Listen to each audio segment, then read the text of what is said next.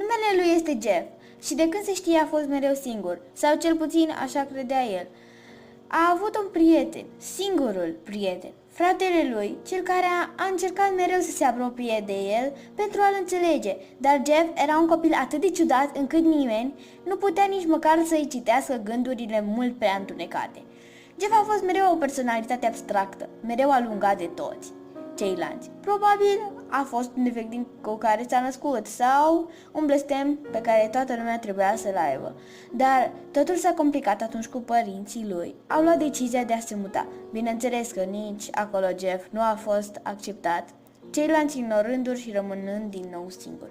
Într-o seară, Jeff și fratele lui se întorceau acasă și până când au dat nas în nas cu niște tipi ceva mai dubioși. Toți erau amețiți din cauza alcoolului și erau puși pe glume.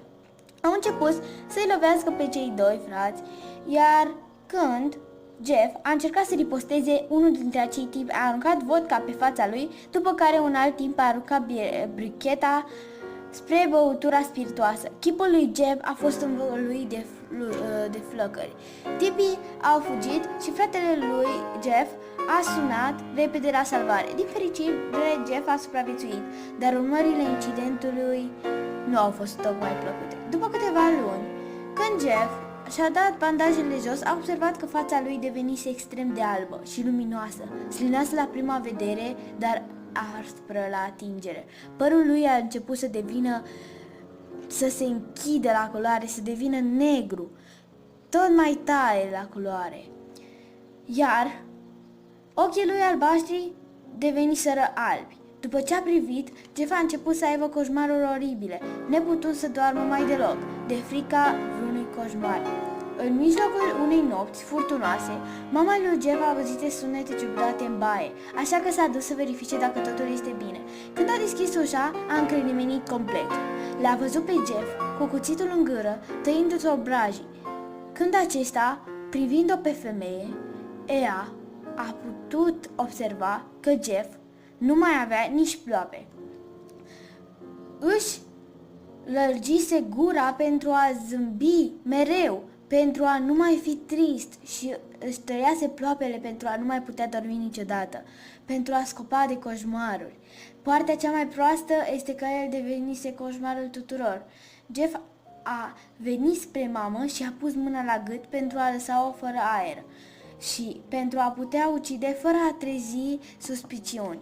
A lăsat-o pe hol chiar în fața ușii de la baie, iar apoi s-a dus spre camera părinților, acolo unde și-a ucis tatăl în mod cert. Nu-și păsa prea mult de părinții lui, căci și ei îl considerau ciudat. Jeff și-a uitat apoi spre fereastra din capătul holului.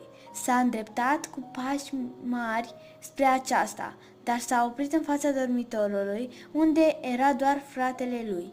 A auzit un mic zgomot de acolo și și-a dat seama că fratele lui era treaz. A deschis repede fereastra și chiar înainte de a ieși, fratele lui l-a privit. Jeff s-a întors spre el și apoi singurele cuvinte pe care le-a spus au fost "Go to sleep". Nimeni nu cunoaște adevărata identitatea autorului, dar cert este că au existat persoane care susțin că au văzut în toiul nopții persoane cu fața albă și strălucitoare, cu ochii foarte mari și perfect rotunzi, aceasta fiind Jeff. Dar, în ciuda acestor declarații, nu au existat decât o dovadă care să-i arate existența, un filmuleț făcut